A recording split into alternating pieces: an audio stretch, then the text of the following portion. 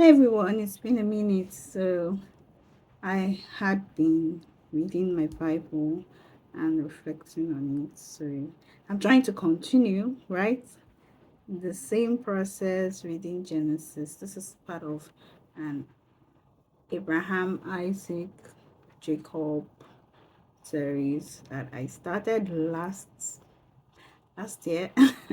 And then life came in and then I stopped. So I just said, you know what, I could just do this, no big deal, just read, react, and upload, looking like in PJ. I mean, it's nice Bible readings. So let's go. Today I'm reading and reacting to Genesis 26, the story of Isaac and Abimelech. I'll just read the chapter. If I have something to react to, I react. If I don't have anything to react to, I just read it. I'm reading from the New International Version. Right. So let's go. Now there was a famine in the land besides the previous famine in Abraham's time. And Isaac went to Abimelech, king of the Philistines, in Gerar. The Lord appeared to Isaac and said, do not go down to Egypt. Live in the land where I tell you to live. Stay in this land for a while, and I will be with you and will bless you. For to you and your descendants I will give all these lands, and will confirm the oath I swore to your father Abraham. I will make your descendants as numerous as the stars in the sky, and will give them all these lands. And through your offspring, all nations on earth will be blessed, because Abraham obeyed me and did everything I required of him, keeping my commands, my decrees, and my instructions. So Isaac stayed in Gerar. When the men of that place asked him about his wife, he said, she is my sister, because he was afraid to say she is my wife. He thought, the men of this place might kill me on account of Rebekah, because she is beautiful.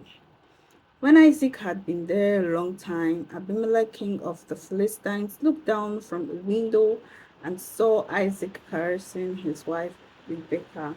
So Abimelech summoned Isaac and said, she is really your wife. Why did you say she is my sister? Isaac answered him, because I thought I might lose my life on account of her. Then Abimelech said, what is this you have done to us? One of the men might well have slept with your wife, and you would have brought guilt upon us. So Abimelech gave orders to all the people, anyone who harms this man or his wife shall surely be put to death. Isaac planted crops in that land, and the same year reaped 100-fold, because the Lord blessed him. The man became rich, and his wealth continued to grow until he became very wealthy. He had so many flocks and herds and servants that the Philistines envied him. So all the wells that his father's servants had dug in the time of his father Abraham, the Philistines stopped up, filling with earth. Then Abimelech said to Isaac, move away from us, you have become too powerful for us. So Isaac moved away from there and encamped in the valley of Gerar, where he settled.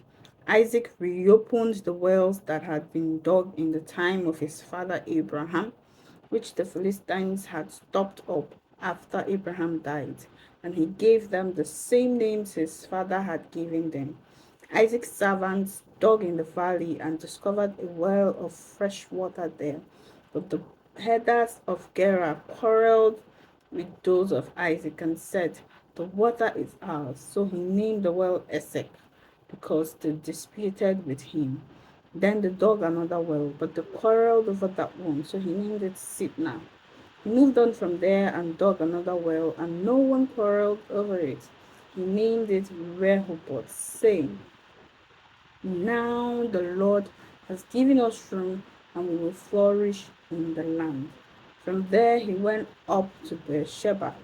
That night the Lord appeared to him and said, I am the God of your father Abraham.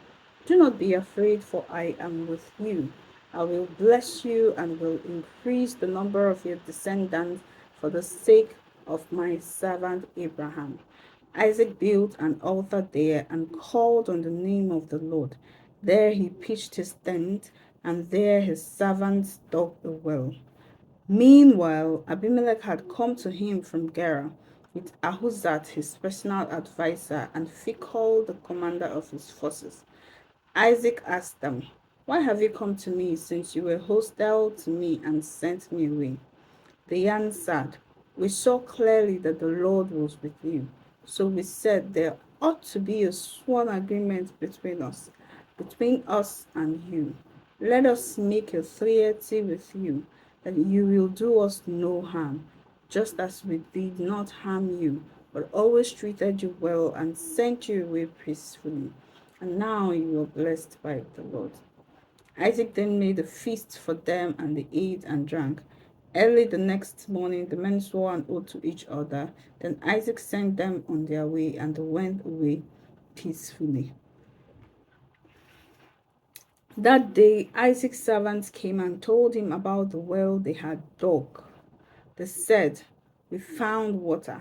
He called it Sheba, and to this day, the name of the town has been Beersheba. So far I have read Genesis 26, 1 to 33, and it's about Isaac, how God prospered him in the land.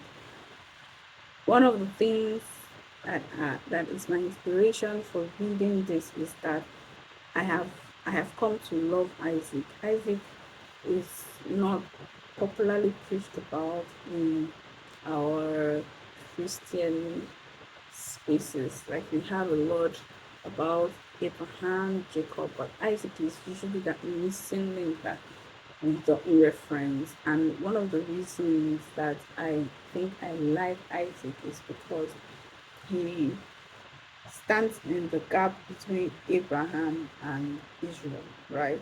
So without Isaac, which is the son of promise, there won't be Israel. Do you get the point? And I think I also like the fact that he didn't have a lot of issues. He listened to God when God said, Stay in the land, don't leave. He stayed when there seemed to be like an issue. He was a man of peace. When there were some quarrels around the wells that his men dug and the people of the land, he let it and opened another one. When the people stopped, like poured stuff inside his well to block it, he left it and moved on.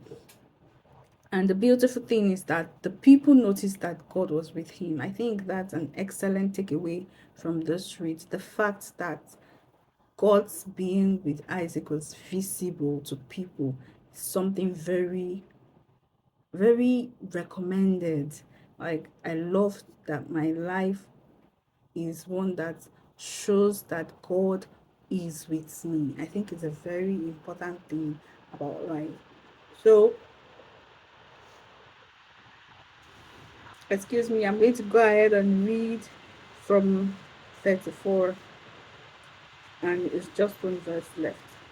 So, when Esau was 40 years old, he married Judith, daughter of Beeri the Hittite, and also Basemath, daughter of Elon the Hittite.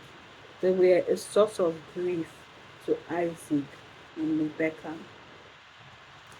So I have this playlist of Abraham, Isaac, and Jacob. I'm going to link this to it. So it starts from the story of Abraham when God called him, and how he waited and then had Isaac and got Isaac a wife, and then Isaac had his own kids, and then he died, and Isaac and Ishmael buried Abraham. So it's a long playlist, and it's not just one video. It's maybe 5 to 10, 6 or so thereabout.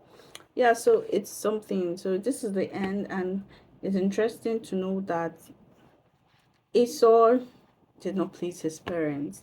I need to try and continue every day. I'll try to read a passage of the Bible every day as much as I can and post it here because I love reading my Bible. I feel like you learn a lot when you read about how God prays, right? And how God's involvement in the lives of the people he chose manifests. So yeah, come back tomorrow, next tomorrow, or any day I share. Thank you. Ciao. Bye.